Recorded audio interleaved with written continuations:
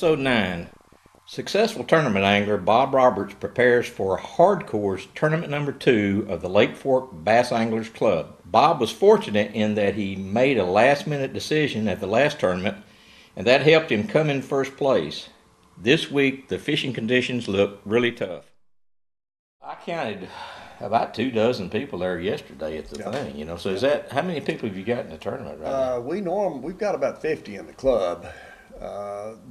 The weather makes a lot of people stay at home this time of year. Well, yeah. So during the summer, we'll have anywhere from 35 to 45 fishing. Well, now on Hardcore though, that's a little different there, isn't it? It's a little different, yeah. And we don't have as many people that fish Hardcore. A lot of the guys, you know, once every other week is enough for them. They just don't feel like they can stand up. Well, yeah. Thursday, and every Thursday can be pretty tough, especially in this kind of weather. I can imagine, yeah. But of course, Hardcore is, if you watch FL, the Hardcore on TV, and that's what they call it, is Major League Fishing, MLF. It's every fish you catch counts. So what you want to do is catch 25 or 30 and several big ones. Of course, you see that we didn't exactly do that. Yeah. But we have had Hardcore tournaments where the team would have 40 fish, 30 fish, something like that. And we had one time when we had a team that had 7 or 8, but the smallest one was about 7 pounds. Yeah. We caught some big fish. So and I know it's a small tournament. You don't spend a lot of money. What did you end up winning for first place on that? Do you remember? That's $60, $70. $60 or $70, yeah, you know. Yeah. So. Yeah. Which is, I mean, it's just a friendly. That's one of the, I mean, if I was going to join a tournament, this would be. Yeah, I mean, a bass club. This would be the one I'd want to be in. Now, I wished I had time, you know, but. Costs $20 to fish it. So if you don't win anything, you haven't lost anything. Yeah. If you do, you get your gas money back and bragging rights. Right. Yeah. And if you're paying attention, you will actually maybe win some money. You know, that's also true. The thing I like about it is you're really learning every time you fish. You know, whereas I go to the lake, and I really there's not an incentive, as much as it is in a tournament because you've got so many people. There's competition, and it's fun. I mean, that's the part of it. That's probably what you got into it. Yeah, I like the competition, and my wife says she's not competitive, but when she goes with me, she can tell you she knows how many bites she had, how many I had, how many fish I caught, how many she caught. But she's not competitive. Yeah. But the guys, I think that's one of the things that hooks people about bass fishing, especially tournament fishing. It's a competitive activity. So do y'all have any women in this club? We have one currently. We have had more. We'd like to have, but the women, the weather, I think, keeps the women away a lot. But well, I don't know. We've thought at one time or another we set up special rules, and we thought we were going to have several women because we had a bunch that were interested, but it never didn't pan out. Materialized. It just didn't come about. So. Right. Okay. Y'all's tournament is on the 24th. Is that correct? That's so, yes. Okay. Yeah. January 24th. And so for that week, now you pre-fishing any? I hope to, but the weather does not look real conducive. Well, it's like Tuesday's 90%, Wednesday's 50%, and the day of the tournament's 10%. No, I need to go out Wednesday. I'll go out Wednesday probably at noon. Okay.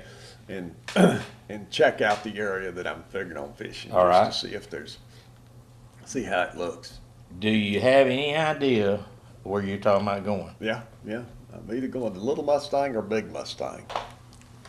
That's another area that No name? No name. But the weather will have to be better than I think it's going to be for me to spend enough time out there to do all. Chances of going to no name are pretty low. Okay, now where are you going to pre-fish? Say the back half of Little Mustang from the highway back a little further. So we're talking about backing along in here? Yeah, from there back down to that Willow Staub scooped out pond. Oh yeah, From there back.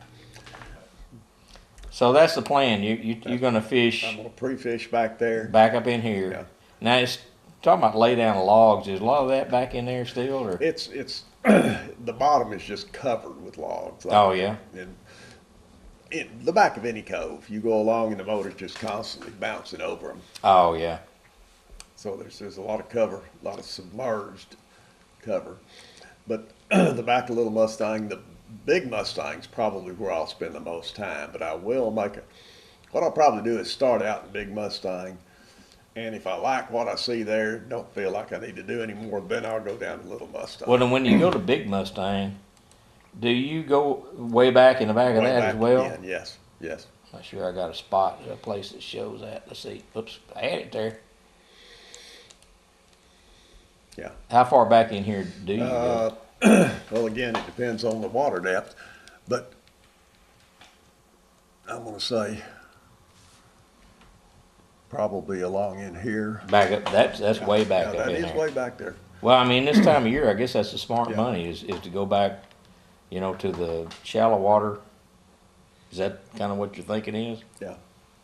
Probably back up in that. I don't know. I always thought there was a pond up in this corner. Oh, really? But It may be, and maybe we don't just don't have it. much. But this is all shallow. This is an open field on this Right, side, yeah. and it's timber over on this side. So, go back there and see. Now, Okay. on the way out, probably fish this right-hand bank. Yeah. Coming back down through there, This little cut maybe back up in here. Yeah, there's a long ridge that sticks out there. Right. Yeah. That, yeah. Now, McKelly used to always fish these creek channels that come out of here. I guess they're still in there. Yeah, but there's silted they in. show on the map, but they don't. You might see a 6-inch change in depth. But Oh, okay. It's really not that much. Then. no, there starts to be a creek channel. When you get back out here, you find a channel that you can actually determine. It's interesting. There'll be a creek channel where it's extremely shallow, and then after it gets back out 10 feet deep. But that intermediate depth is where it's so silted in. Yeah. But that's probably the area. So you're pre-fishing these I want to make that first day. I want to try to go up there Wednesday. Yeah. And go in there just basically to check the condition of the grass, and if there is some, Then maybe you come back on Thursday. Yeah. If not, what are you gonna do then? No name. No name. It's called punt. Punt. Yeah, well, I do that quite a bit myself. So I wouldn't want to tell you how many years it's been since I've been in there, because it has been probably 10 years since I've been back in there. But it used to be good. There's no reason for it not to be good now. yeah. So, and that's the side of the lake we're fishing. The other possibility, I guess, if I just was absolutely horrified at what I found in Mustang, the other possibility would be Little Caney, because it's on limits, and that's where most of the people will go, is Little Caney, because Little Caney does have a lot of grass. That looks pretty good to me. I mean, what makes you think that Little Mustang, Big Mustangs, There are going to be so many of them in Caney Creek, if nothing Oh, else. because of the competition. Yeah, Well, that's a good point. Maybe you do need to do something different. Because I ran into that last Thursday. My number one spot up in Glade, when I went back there, there's one of the guys on it. Oh, okay. And he caught 3 fish. And I messed around and caught 3, but my 3 were bigger than his 3. Yeah. There are no secrets on Lake Fork, Well, it's the secrets are not necessarily in the lake itself. It is in the experience. Yeah.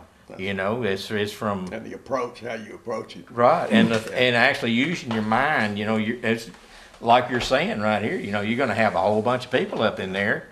Yeah, it's me. I would be.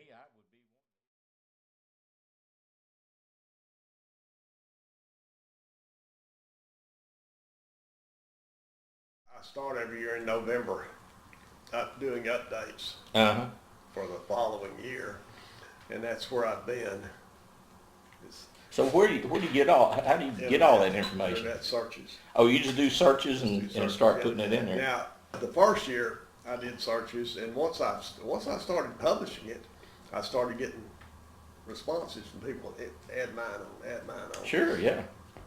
And I'm actually selling some advertising, but once I started getting some listed, these people contacted me, wanting what they needed to do to get on. Yeah. And I have smaller circuits that call in like Larry. Yeah, Larry Neal. Let's see, go down a little bit. Right there where it says, down a little bit farther, where it says regional homepage. Regional Click home. up, Too far. red right there. Right. Oh, okay, yeah, right here. Click on that one. And then, okay, roll down and go to June. Now, his stuff is not on there yet for this year, but if you'll go down, if you'll roll down, you'll get past 2019, and 2018 is still on there where all of his stuff is. And here's 19, yeah. And there's Victory Fishing, that's Larry Ladner's stuff. Yeah, okay. Yeah, okay, I see. Yeah, and JC Outdoors, so on and so forth. Yeah, there he is. Yeah.